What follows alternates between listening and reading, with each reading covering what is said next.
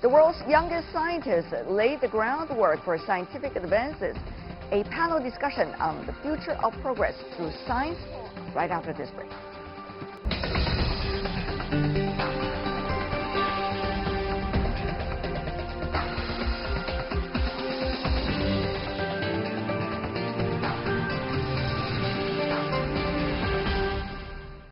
Welcome back. You're watching World Insight Live on CGTN. I'm Tian Wei. Scientific and technological progress help drive global growth and improve the lives of many. But in the shifting tides of geopolitics, will scientific divide getting ever bigger? What will it take to narrow the divide? What will keep the wheels of scientific progress turning? And how scientists balance ethical concerns with breakthroughs in various technologies? With these questions in mind, earlier I talked to a group of young scientists at the Summer Davos in Dalian. They are part of the young scientist community there who are at the forefront of scientific discoveries. They are an inspiration for efforts to cope with global challenges. Let's hear their answers. Sabrina, Ruth, Ben, what a pleasure to have all of you on our program. Help us to understand who you are and what exactly is your expertise, why it matters to all of us. Sabrina. My name is Sabrina Schultz, and I'm a curator of biological anthropology at the Smithsonian's National Museum of Natural History in Washington, D.C. I study the health impacts of human-managed and human-modified environments on humans and other animals. I'm Professor Ruth Morgan. I'm a Professor of Crime and Forensic Science at University College in London. And my area is forensic science, and we specifically focus on what I would say is the biggest challenge that forensic science is facing, which is the interpretation of science evidence within the justice system. So an example would be if we find gunshot residue on you, or your DNA on a gun, we don't just need to be able to say unequivocally those particles on you are gunshot residue, or that is definitely your DNA. We need to know what that means. We need to know, did you fire the gun? And if you did, was it this morning when the crime occurred, or was it actually maybe yesterday or even last week? That's right. And this is a problem that is systemic across forensic science for all evidence types, so that's what we're focused on. So this is the lady behind all the detective stories, in a way. Hopefully. And what about for you, Ben? Sure. I'm Benjamin Tian. I'm the Professor of Material Science and Engineering in the National University of Singapore. I work on electronic materials that can sense the environment and self-repair. What does that mean? Well, so for example, unfortunately, if you've lost a hand or limb or due to diabetes in accidents, you can have a robotic hand that can have the full sensation restored, and so you can regain your productivity. You can lead normal, healthy lives again. So this kind of one area of research I'm very interested in is called neuroprosthetics. Very interesting, even though it could hardly be interpretive to me, but I'm still trying to follow. But there are a lot of new areas that are existing and popping up all the time as a result of a cross-category. So people are having a hard time trying to look at what is the real trend and concentrate both financially, energy-wise, and also, for the public as well. What do you consider as the most important field? And how do you see, as a scientist, the potential and where the potential is? We've never faced quite so many challenges that are global in scope and nature, and they're very, very complex. And what that means is, as we get better at actually articulating what those challenges are, then we get into a space where innovation is possible. So how can we convey what the science is telling us, which is the definites, what we do know, but also the bits that we don't know, and how can we put that in a framing that means that a jury can then decide whether or not it's significant in that specific case. So it's spotting the gaps, and it's speaking lots of languages, so it's knowing who the core key voices are in the conversation, who need to be heard, and then working out the pathway through so that all of those voices are included in how we start trying to address a problem, but also have a really clear strategy and an end goal in mind that is able to take into account as holistic a picture as possible. It seems that both of you have been emphasizing the outreach. How do you be able to work on it to the best that you can, but also at the same time to do the outreach? It's challenging. I mean, Ruth said something really interesting when she referred to the different languages. I think of that, that we have different languages within our field. It's even hard for scientists to understand each other a lot of the time. If we're speaking across some, disciplinary boundary, often it can be just as challenging as if you are, inexperienced in any kind of science. But I think for all of us to be able to simplify very complex ideas and so much work, for people to understand is really challenging. Right. So we have a lot of strategies at the Smithsonian for the way we communicate with the public, because we know who our audience is. Okay, they're mostly domestic tourists. Okay, so they're people from the U.S. They're maybe visiting for the first time, but our museum is not the only that they'll go to. Right. They're moving quickly and they're in families. So really, it depends on who you're speaking to as well, and that's going to determine, I think, the way that you're presenting the information and how you're interacting with them. The targeting audience is very important. Yeah, absolutely. For you to bear in mind. What about for you, Ben? For me, I come from sort of the more engineering kind of point of view. It's not easy to communicate some of these very difficult concepts. For me personally, I think having the right kind of materials at the right level for the audience is important. For example, I go to science centers in Singapore, and we help to create exhibits, and we have to really lower down our kind of level of science to make it very entertaining as well to young children, right? So that's very important. I think we have to encourage people to ask questions as well. I think sometimes people are very scared about asking questions, and actually, if you can foster that in people, actually that's a lifelong learning strategy. We all have our own little framework as if they were the solemn one, but actually if others ask disruptive questions, sometimes very simple questions. And that's when you suddenly get that little moment. When you turn up, right? Absolutely. Exactly.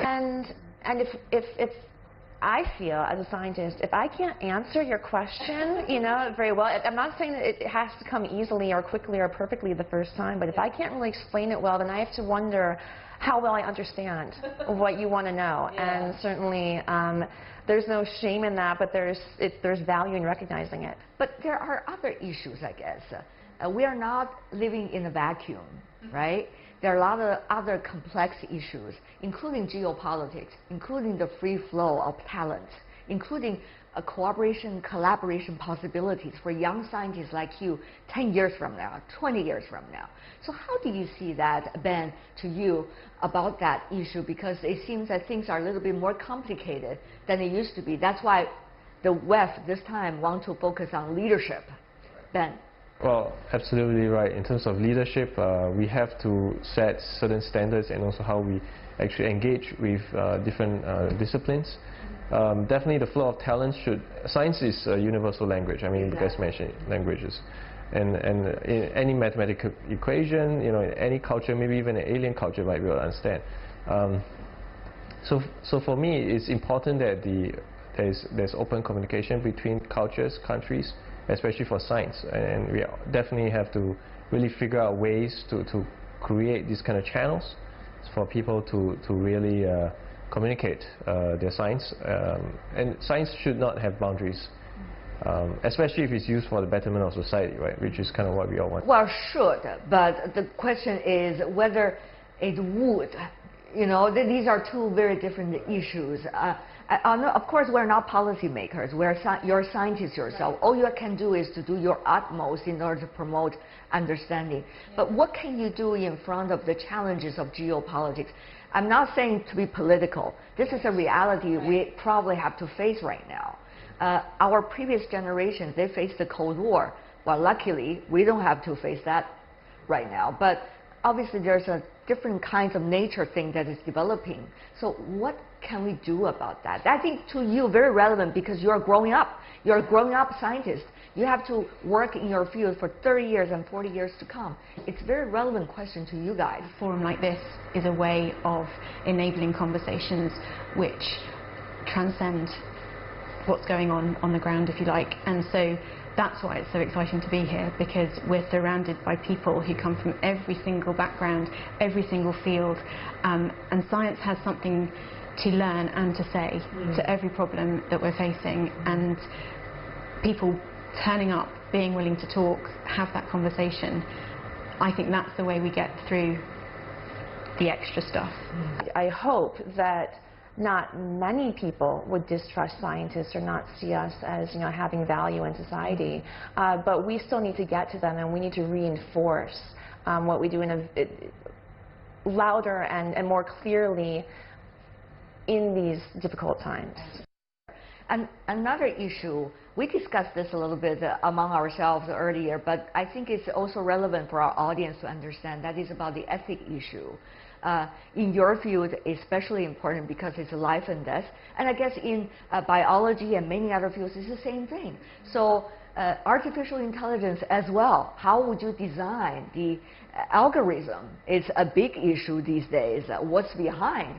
So what about that, the ethic issue related to science, and particularly at the time when outsiders, I mean, who are not scientists in your field, would not really understand what's really going on unless you explain what's going on. So what about that ethic issue to you, Ruth? So I think there are a number of issues within forensic science specifically that that ethical question is very, very clear. I think facial recognition is a very interesting technology. It's an incredibly powerful technology, and the algorithms and the AI behind it are getting more and more powerful and more accurate. And I think that's where, if we just engage with the technology on its own, we might be ending up in some interesting places. Whereas if we are committed to ensuring that the voices of every stakeholder that's necessary is within that, and I mean that in the broadest possible terms. I mean, how do we balance general security of a society with the rights of an individual, and how do we ensure that those that are entrusted to keep peace in our countries are equipped with the very latest technology to equip them to do that, but how do we also preserve the rights of citizens to be citizens and not suspects? So that is a conversation that needs to happen, and it needs to happen at government level, it needs to happen at international level, but it also needs to happen in a way that gives everybody in society a voice, because otherwise we're going to end up in an unequal scenario where certain technologies have been produced and are being used in ways that are causing mistrust and conflict. Point taken. Yeah. Very important point. And what about for you, Sabrina? For example, earlier in biology, such as gene science, there were earlier experiments which touched on some very sensitive areas about human and the differences between human, animals, and what is the nature of human. So of course, to the scientists, they were arguing, some of those were arguing, we're just pushing the boundaries, we're just trying to test what we can. But on the other hand, the society reacted in a very different way, and it will, what science is all about, have an impact on human beings, really, for years to come. So, Sabrina, how do you see that, ethic issue, always between boundaries and also new frontiers? Well, and I also see all a lot of these concerns and conversations are being focused on humans, right? Like, we are one of so many species and have one place within the natural history of this planet, but humans are so special. And I work on a lot of different problems and different organisms, but with humans there are always additional things that you have to think about in terms of who are the stakeholders and who are the people who are affected by what you're doing, what are the impacts for your field and others, for society, continually, and particularly with the genomics revolution that we're now in. It's exciting.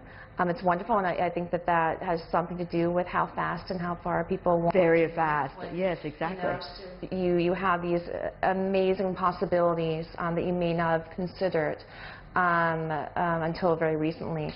Yet it is a space where we need to we need to communicate, and we need to be thoughtful, and we need to be responsible. But on the other hand, you know, sometimes the rule of law, the framework that earlier existed, do lag behind all the latest findings and development of science and technology. So how to make sure there's a real balance over there? They're not preventing science from further going, but also at the same time respect the basic foundation of human being and human society then. All right, well, I'm going to be a little more physics here. The way I see it, Okay. like this, right? You have two vectors. You have you know, ethics and science. You want to go in the same direction as fast as you can. You probably want to align them, right?